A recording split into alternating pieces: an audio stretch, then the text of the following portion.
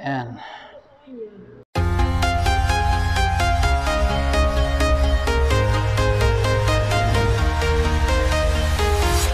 I'm walking alone, the streets are empty. The only thing I can see is my own silhouette. Meron naman tayong gagawin dito na isang Sony backlight. Yung problema niya, so old model to na Sony Sony Bravia. Check natin yung model. So wala akong mahanap online na eksakto na backlight, kaya ano na lang to, lalagyan ko na lang ng universal. So ito yung kanyang model number, KLB42AX 410.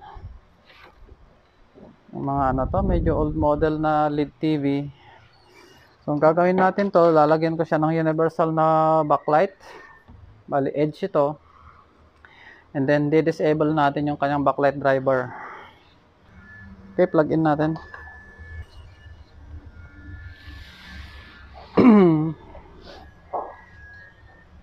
Ayun. Ayun oh.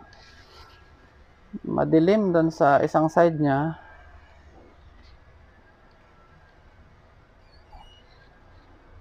Doon ng madilim. Diyan madilim. Pansin nyo, madilim siya. Ayan. Yan ang madilim oh. Oh.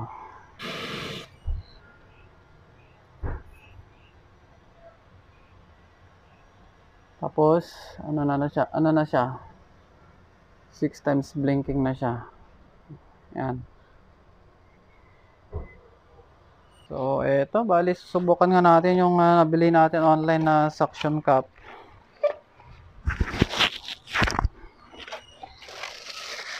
Gulat ako dito. Hindi ko expected na ganito pala kalaki. Pang ano siya talaga, pang glass. So, 42 inches yung panel natin. Makikita nyo. Pero sa tingin ko, hindi to, halanganin to na gamitin sa maninipis na LCD panel. Kasi masyadong mapuwersa yung, yung suction niya. Kaya, pero sinubukan ko siya. Nung kararating pa lang to, pwede pala siyang gamitin na yung kalahati lang yung kanyang suction. Halimbawa, pwede na nating itulak, ganyan, para na siya, hihigop na siya ng hangin. Hindi yung umpisa dito, gaganon natin, so masyadong malakas. Ayun oh. So ang gagawin natin dito, siguro kalahati lang muna. Ganyan, mula dyan hanggang saka natin idikit. So ganyan. Okay, subukan natin. So kalahati. Then ayan. Tapos ayun oh. Okay naman.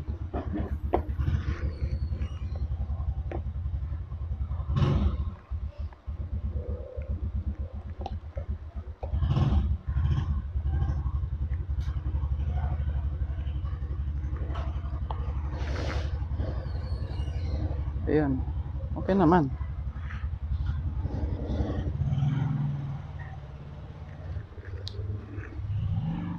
Yung yung DIY ko na suction cup, malakas na eh.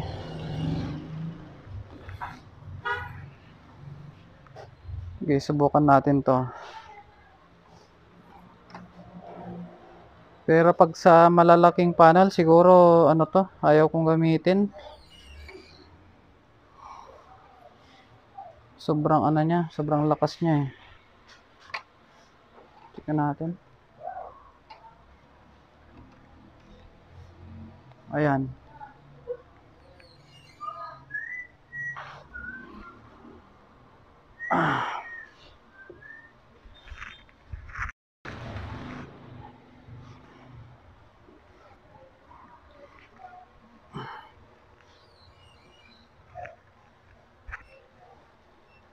Pero yung ganito kakapal na LCD, pwede na nating ano to, kahit hindi na natin gamitin ng suction cup. Kamay na lang. Dahan-dahan na lang nating ano yun, iangat.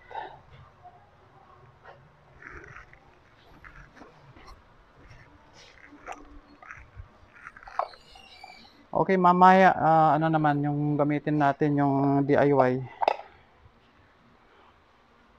Compare natin dun sa DIY natin. Ito yung ating DIY suction cup. Ayan o, ang liit. Ayan, pero mas prefer ko pa tong gamitin kahit sa 55, 65. Sa 65 na ginawa namin nung nakaraan, itong ginamit ko eh. Hindi naman siya bumibitaw. Kasi makapal yung ano ng Sony. High voltage cap ng Sony na yung luma. Okay, bali papalitan kayo ng backlight. Universal na yung lalagay natin dyan. So, yung ganito, lalagay natin. Bali yung backlight nito dito sa side, magkabilaan, left and right, yung kanyang backlight sa dito, saka isa sa kabila. So bali ito na yung lalagay natin, yung ito universal. So sakto naman siya, so pang 24 to, pero saktong sakto siya, parang sinukat. Yan. Sakto. Ano dito. So, hindi na ako magpuputol.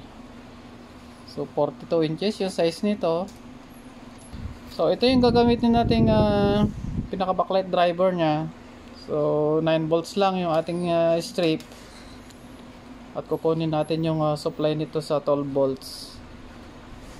Okay, kabit ko lang mga bro itong kanyang backlight at lalagyan ko pa to ng double-sided tape kasi walang nakalagay. So yan mga bro, bali nalagay ko na yung ating replacement na backlight strip. Check natin ngayon.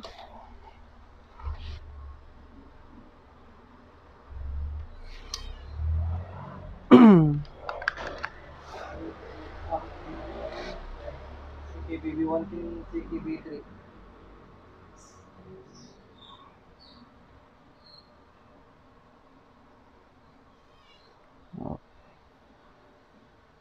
So, ayan. Pero syempre, liliwanag pa yan pag yung anong mismong backlight driver niya yung nakalagay. Okay, wala namang punde dun sa mga nilagay natin. So, okay. Lagay na natin yung kanyang light guide, then yung kanyang mga diffuser, and then yung kanyang LCD panel. So, okay, bali yung panel na lang yung di natin nilagay. Ngayon, nung tinanggal natin yung ating LCD panel, sinubukan natin yung bagong bili natin na suction cup. Pero siguro hindi ko na lang gagamitin sa sa paglalagay natin kasi paano natin lalagay yan? Ganyan ba? Hindi ko gaalangan akong gamitin. Siguro ano na lang yung gamitin ko. So ito na lang.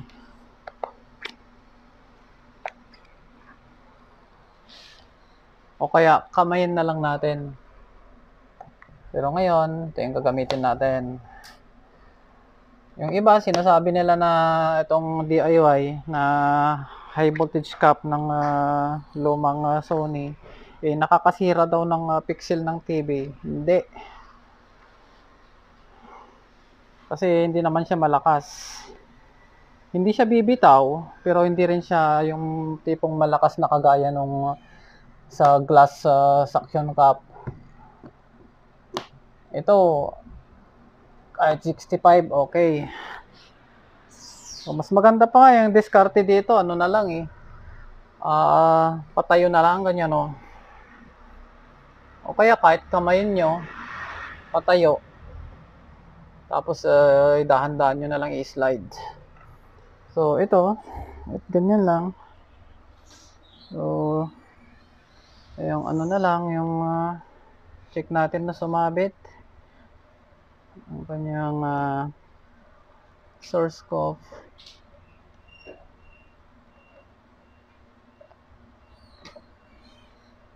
So, ayun, pasok na. Oh. Pag nakahiga yan or nakalapag siya, pwede siguro yung suction cup. Pwede siguro. Oh, imagine niyo yung laki ng suction cup. Na-design lang talaga siya na pang glass, yung malalaking glass. Pero dito sa LED TV, nako. Lalo na yung mga panel na maninipis. Merong mga maninipis na panel. Buti to. Makapal to. Pero kahit na yung DIY natin, wala, hindi yan bibitaw oh. Makapit. Lalo na kung medyo basahin mo siya.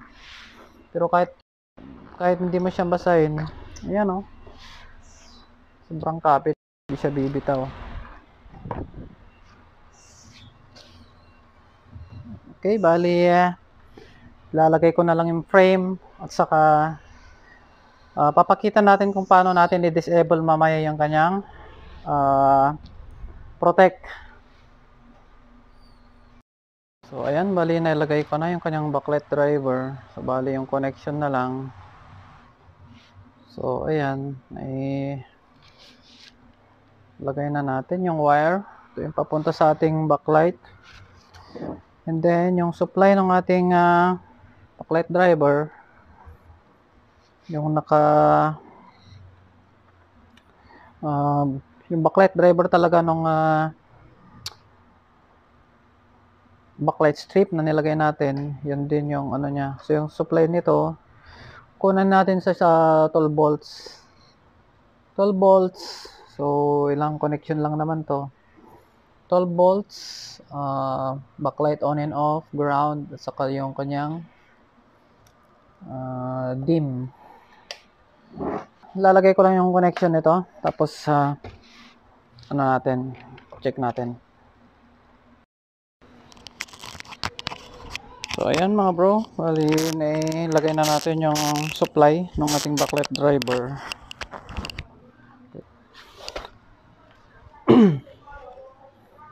Yung ano nito, yung disable nito, napakasimple lang naman. Dito sa kanyang terminal ng power supply papuntang backlight driver. So ito yung terminal na to. Nasa sa inyo kung saan yung gusto nyong mag disable. Pag short nyo lang yung BL error at sa ground. So i-coconnect to ground nyo yung BL error o backlight error. So may na-ano na ako noon nito, may na-upload na ako noon na ganito, Sony. Then nilagyan natin ng backlight driver. Same lang din 'yon.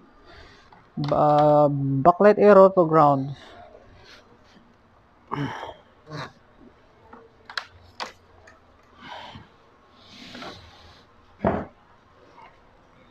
Yan. Kita natin yung ano niya, indicator light. So yan, mag-green.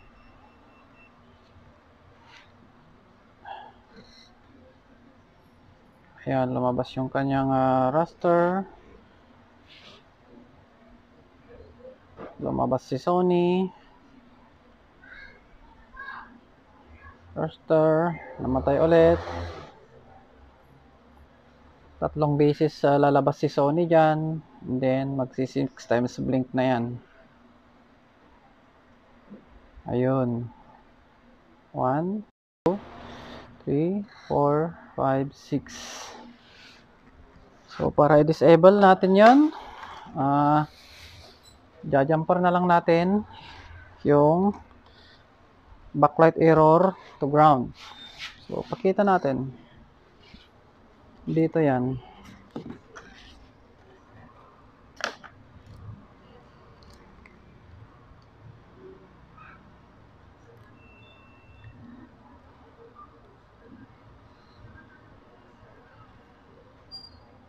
Ayan, bail error. Backlight error, bail error. Yung sumunod na, pin-ground na. So, hihinang ko na lang yan. Hinang ko na lang. Sige, pakita natin.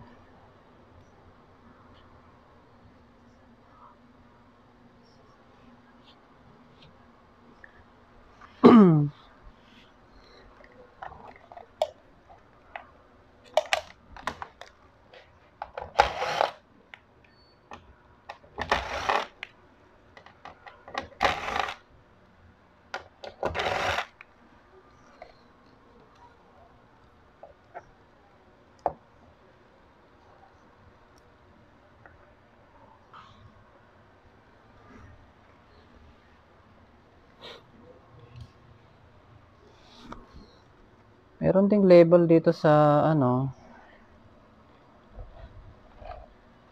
sa board niya.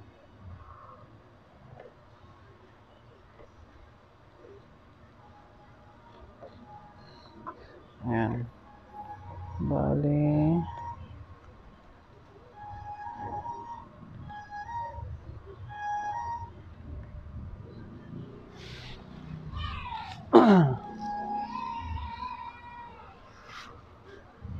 Kita natin.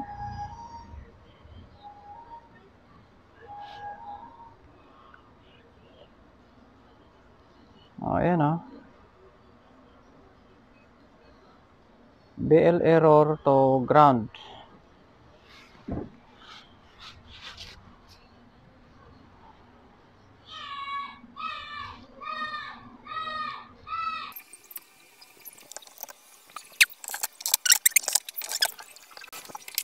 Okay, testing natin.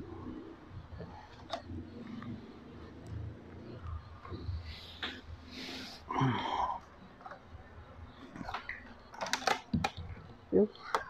Okay.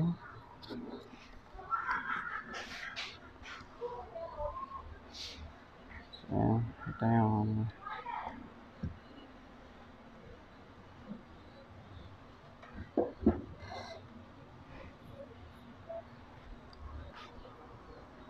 okay, pindot tayo ng power. Ayan, power na. Ayan na si Sony.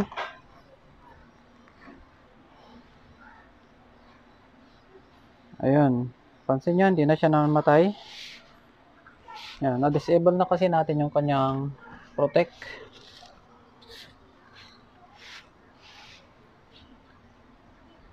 Yung nilagay natin na ano, ng backlight strip, matibay yun. Kahit na maliit lang yun.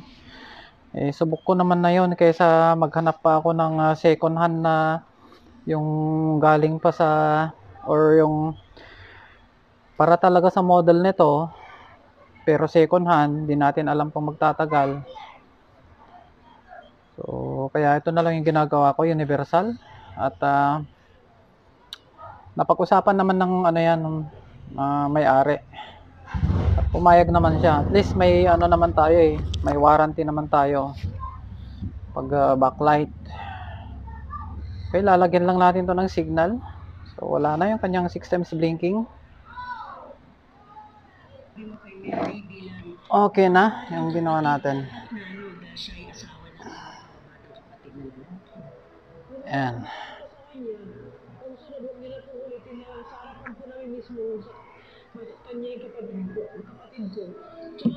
Oops. Bali, tinanggal ko na lang yung ano dito, yung nakakonect sa DIM. Kasi wala naman siyang epekto. Mas lalong madilim siya. Kaya yung connection na lang, yung BCC niya, 12 volts, and then backlight on and off. Tapos nakatanggal na ito. Yung galing ng ating power supply papunta sa dati niyang backlight driver. Tapos yung kapatid ko naman, naayos na niya yung ano dito, Samsung. 49. Yan, panel issue to kanina. So, naayos na yan. Okay, bali sasarado ko na lang to. Kung nagustuhan nyo yung ating video, please like, share, and subscribe. Maraming salamat.